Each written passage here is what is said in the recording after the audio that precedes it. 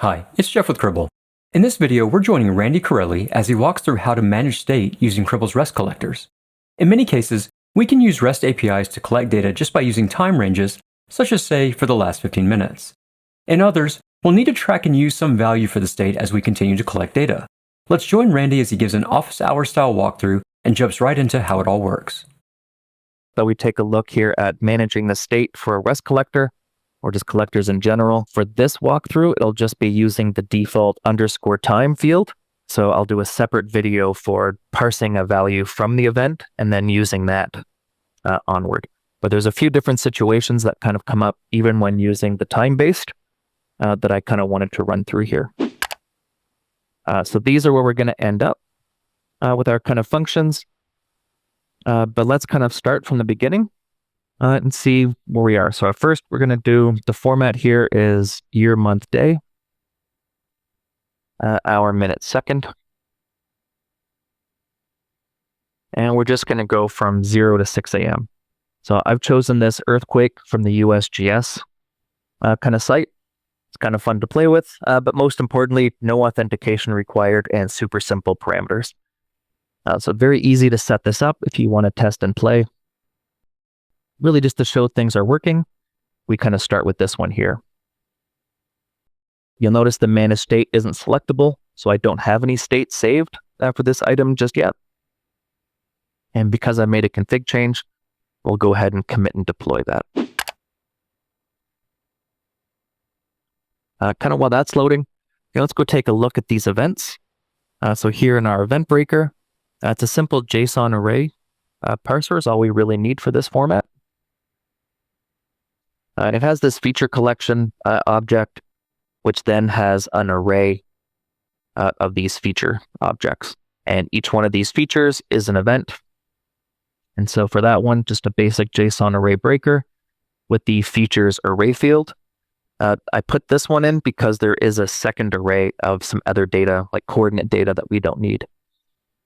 And then here we see the purple fields. It's pulling out the properties kind of .time value as our seconds or our time value. We look at the output. Because I have the extract JSON fields enabled, it's actually pulled out the geometry and other details. But most importantly for us, it's created this _time object with a proper millisecond timestamp with the period. One thing I will note, if you're using your own field from the event, if it's just using the milliseconds like this one with no period, or just in general some timestamp quirks, that strift time format or function we had seen a moment ago may have some issues with that one. So you may need to do some testing on what type of input that field is looking for. And I can do a separate video on a few quirks with that one, because I did find a few, and that is kind of interesting. But for today, just the _time, and if it has this millisecond format with a period, then that's kind of what we've been testing with, and your sample, if it's doing the same thing, should also align to my testing here. So great, let's now that our worker had kind of restarted, let's go ahead and start our capture. And let's run this one here and get the first state. So because we're using the _time, we don't have to change anything in here, and we can just run it. Once the manage state button kind of lights up here, we know that run is finished and it has stored a state value. And in this case here, that last value was this timestamp with 353.2 as the last seconds. And here we do see that's the latest one. That was just before 6 a.m. at 5:55. And just to go make sure that our other starting kind of parameter here was also working, we can go to the bottom and see this first one was just after midnight on the 19th. So everything here is exactly where we would expect it to be for that one. So the next test with an API like this one would be, how does it handle when you're giving it a start time? Is it a greater than, which would avoid duplicates, right? Greater than the stored value would not match this value. Or does it operate on a greater than or equal to? And if that's the case, then the value that we have stored in our state file, right, which will be this value, and we know that there's an event for it, we'd end up getting a duplicate at every run, right? The last event of this run would also get returned as the first event on the next run. So let's do a simple test to see how that works out with this API.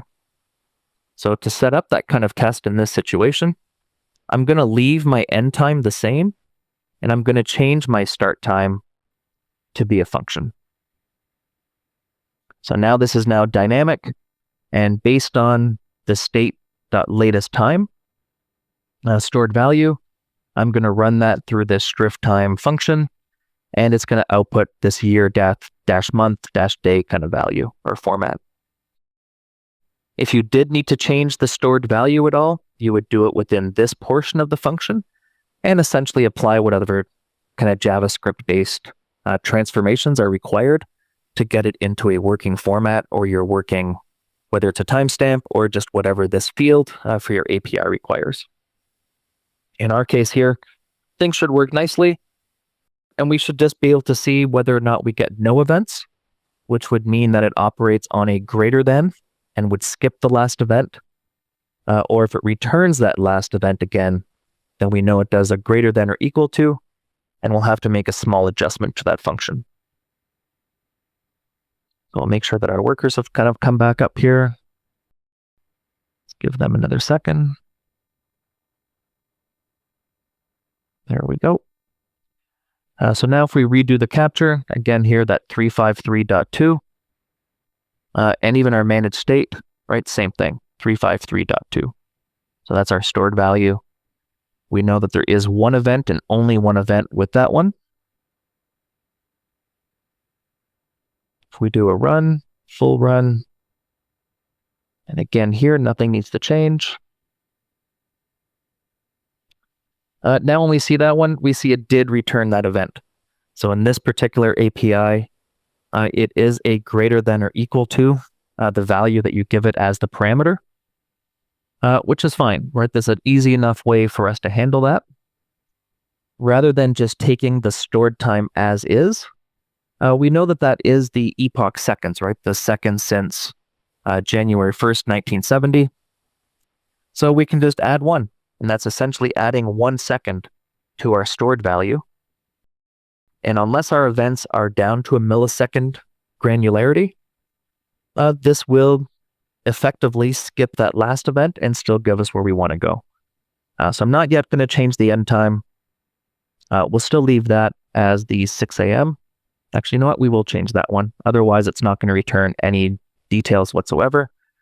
But again, we're going to leave it as a static value rather than a function. So let's commit and deploy those changes.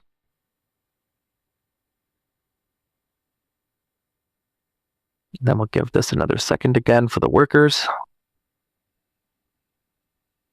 So now when we run this one, and we can actually confirm before here in our managed state that it didn't change it, right? 353.2, although dragging that did, which was interesting. But it's the same state value we had before. So now we're just looking to see that was 5:55 a.m. So this one should be sometime after that when we do that capture. So that started. Do a run, full state enabled, run. And now that we're seeing events, you can see again here, right, it's going to noon or just before 11:56, kind of what we're looking for.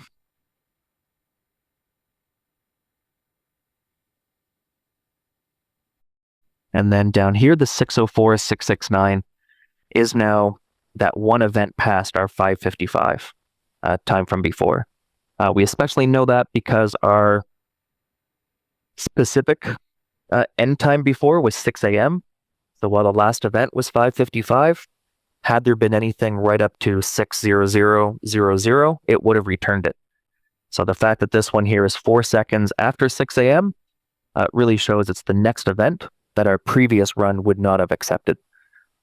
So now I have this properly configured that my start time is going to be the last event plus 1, and we're pretty well good to go.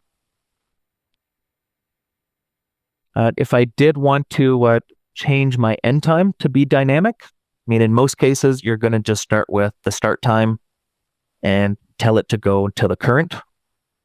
But in case there is a use case for kind of having it be a specific period, one thing you could do, and this isn't very precise as far as being a very specific time, but would be applying that same kind of last time plus, X number of seconds. The reason this isn't super accurate to being a hard deadline like 6 a.m. or noon is because the seconds offset would depend on the final time of your actual event. So if this was 11:56:13 and I added 6 hours worth of seconds, then it's going to go to 5:56, right? 5 p.m. But still 56:13 rather than to say 6 p.m. or some other rounded number. So normally you'd want to use a different function than what I'm going to show you. But really the purpose here is just showing you can use some function to apply it. And the math on, say, for a 6-hour offset would be 21,600. So if I wanted to get approximately 6 hours of data, I could just add 21,600 to my stored start time. And now my start and end time are off by X amount of time, but still be a dynamic range each time I run it to get me a certain chunk of values. This usually I'd say had more sense if it wasn't timestamp based and you wanted to go up a certain number of records, but there's other ways to do that as well. So like many things, there's many ways to do things in here, not just one. So this is kind of a quick and hasty example of how you could use a dynamic function for both start and end. And we'll give that just a quick moment to refresh. Workers are good. And here again, right, we are at 11:56. If we start that again, run this one.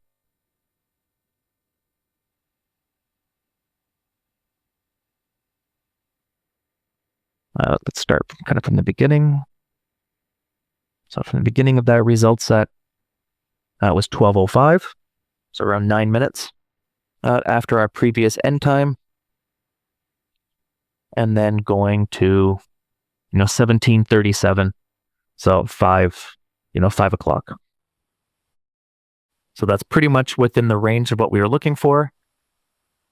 And then of course our next one, if we were to run it once more, right, 17:37 on the 19th, we'd expect it to be a higher value than that one. And we can run one more just to show how that is working.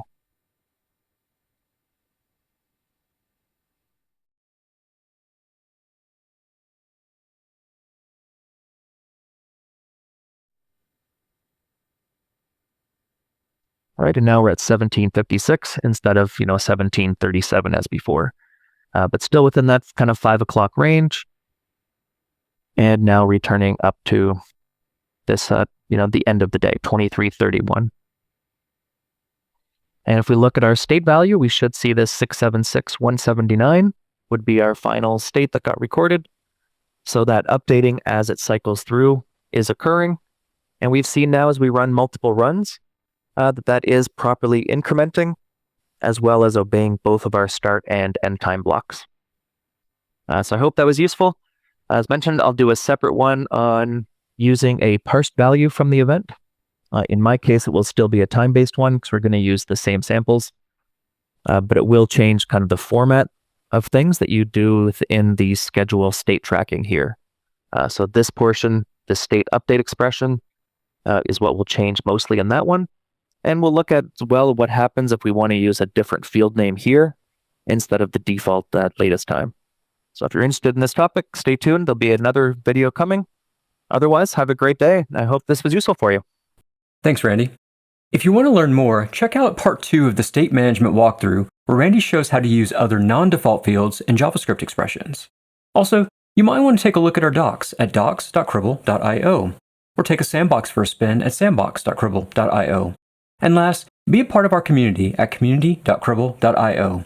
As always, thank you for watching.